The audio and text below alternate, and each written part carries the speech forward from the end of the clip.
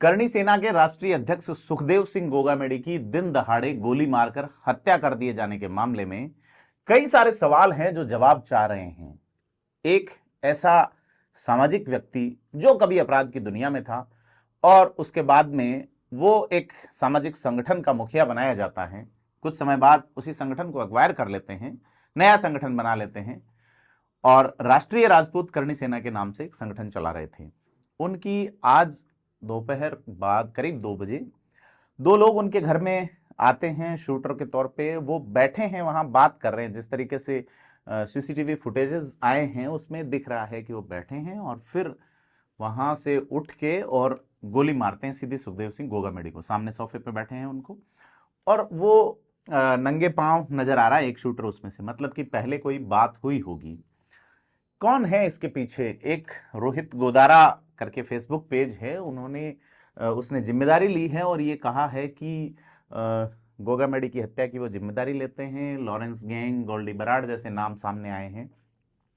लेकिन बड़ी बात यह है कि राजस्थान में यह हुआ क्यों?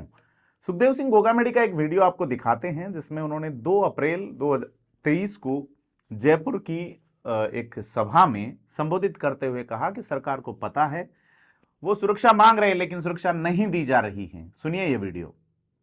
जब आप लोगों के पास इनपुट है, आईबी के पास है, सीबीसीआईडी के पास है, पुलिस के पास है कि इस सुखदेव सिंह गोगामेडी को मारने के लिए दुश्मनों ने AK-47 खरीदी है, तो फिर आप क्यों सुरक्षा नहीं दे रहे?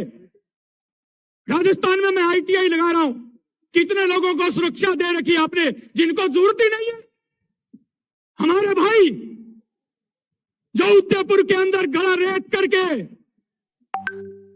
जिसको लाल कर दिया गया था, मार दिया गया था, उसको पकड़वाने वाले चुंडावत बंधुओं के लिए आपने कहा नौकरी देंगे। क्या हुआ आपका? मावंड के अंदर शिवाना में मां बेटा की हत्या हो गई, विधानसभा में क्यों सुन उठवा दिया गया? हमारे वहां की जिला टीम 2 बार प्रदर्शन कर दिया, अभी तक मुलजिम गिरफ्तार नहीं हुए। क्या सुखदेव सिंह की मांग कर रहे गए वहां एसपी साहब और कलेक्टर साहब कि सुखदेव सिंह या लाखों लोगों के लेकर के आए और फिर उन मुलजिमों को गिरफ्तार करें? कोई छोटी मोटी बात मुंह से निकल जाती है, 1 मिनट में मुकदमा हो जाता है। आज पूरा साधु संतों का यहां समागम है। धीरेन्द्र शास्त्री जी ने प्रवचन करते हुए कोई बात बोल दी, उनके खिलाफ FIR दर्ज कर ली है। किसी में हिम्मत गिरफ्तार करे, करके दिखा दो। उससे पहले जो भारत के अंदर जिनके ऊपर 44 FIR पेंडिंग पड़ी है। तो आपने सुना कि गोगामेडी जो है उन्हें पता था कि उनकी हत्या हो सकती है और उनके खिलाफ एक साजिश चल रही है। ऐसे में उन्हें सुरक्षा नहीं देने की वजह क्या रही? ये बात तो ठीक है कि इकोनॉमिक संकट खड़ा होता है सरकार के सामने, किस किस को सुरक्षा दे। लेकिन थ्रेट का लेवल जो है, जैसे कि अब सुखदेव सिंह गोगामेडी के समर्थकों ने धरना प्रदर्शन शुरू कर दिया है, तो अब इसे कंट्रोल करने के लिए जो संसाधन आर्थिक खर्च होंगे उनके मुकाबले अगर सुरक्षा दी जाती तो वो थोड़े कमतर ही होते, प्रदेश में अमन चैन का माहौल भी बना रहता। लेकिन जो अधिकारी हैं खास करके जो कि सुरक्षा की नीतियां तय करते हैं, उनके ऊपर बड़े सवाल हैं। कांग्रेस की सरकार में जुड़े रहे नेताओं का ये कहना है, जैसे कि हमारे कुछ नेताओं से बात हुई, उनका ये कहना है कि वो लगातार सभी दरवाजे पे गए हैं सुरक्षा के लिए, लेकिन न जाने क्यों सुरक्षा नहीं प्रोवाइड कराई गई।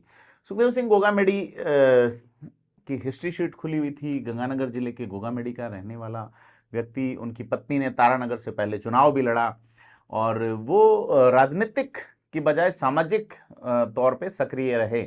और सबसे ज़्यादा वो चर्चा में तब आए थे जब संजय लीला भंसाली पे हमला हुआ था जयपुर में पद्मावत फिल्म की शूटिंग के दौरान 2017 में।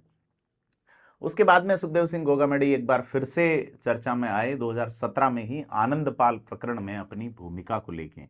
आनंदपाल प्रकरण में जिस तरीके से उन्होंने कार्यक्रम को नेतृत्व किया, आनंदपाल के समर्थन में बड़ा एक एजिटेशन खड़ा किया था, और उसके बाद में सुखदेव गोगामेडी जो है वो लगातार सामाजिक रूप से सक्रिय रहे। वो करणी सेना को राजस्थान से बाहर अन्य प्रदेशों में भी ले गए। 2 अप्रैल को हुई रैली में उन्होंने साफ कहा कि उन्हें थ्रेट है, और फिर उन्होंने अपना ऑरा अलग बड़ा बनाने की कोशिश की, क्योंकि उसी 2 अप्रैल की सभा में अगर हम सुने तो वो हिंदुत्व पे बात कर रहे हैं, वो बात कर रहे हैं बागेश्वर धाम सरकार धीरेन्द्र शास्त्री पर कांग्रेस राज में राजस्थान में हुए मुकदमे के खिलाफ और तमाम चीज़ों पे बात कर रहे हैं। एक इनपुट यह भी आया कि गोगामेडी के जो ज़्यादातर गनमैन थे उनके हथियार जो हैं वो जब्त हो गए चुनावों के दौरान। क्या सारी हकीकतें हैं इस पे हम आपको रूबरू करवाएंगे लगातार। लेकिन यह जो घटनाक्रम है राजस्थान में लगातार इस तरह के, पिछले साल जिस तरह से राजू ठेहट की हत्या कर दी गई सीकर में, उसी तरह की वारदात यहाँ नजर आई है। लेकिन यहाँ लगता है कि एक व्यक्ति नवीन शेखावत की भी मौत हुई है, तो वो हमलावरों में था या इनका गनमैन था, फिलहाल ये क्लियर नहीं है। लेकिन 2 हत्याएं आज जयपुर में हो गई दिन दहाड़े, और वेपन जिस तरह के दिख रहे हैं वो ऑटोमेटेड वेपन लग रहे हैं। जिस तरह से शूट कर रहे हैं बदमाश और शूट करके वो भाग जाते हैं। और पुलिस जो है वो, police commissioner Biju Joseph George ने प्रेस कॉन्फ्रेंस की है और बताया है कि क्या स्थिति रही, कैसे स्थिति बनी। लेकिन क्या पुलिस इस बात पे भी बात करेगी कि सुरक्षा का क्या रहा मामला, क्योंकि जयपुर में ही नहीं पूरे राजस्थान में इस तरह से लोगों को थ्रेट और धमकियां देने वाली बात जो है वो लगातार सामने आ रही हैं, और लगातार प्रदेश जो है वो एक आपराधिक शरणगाह जैसा बन रहा है और लोगों में असुरक्षा की भावना भर रही है लगातार। लेकिन अब नई सरकार जो आई है वो सरकार कैसे और कितने कदम उठा पाएगी कि उस पे देखने वाली बात होगी। नए जो मुख्यमंत्री बनेंगे, क्या वो अशोक गहलोत ही की तरह खुद के पास गृह मंत्रालय रखेंगे? नए जो मुख्यमंत्री बनेंगे वो अपराध की शरणगाह बनते जा रहे, अपराधियों की शरणगाह बनते जा रहे राजस्थान में, इस तरह के अपराध को कैसे रोकेंगे?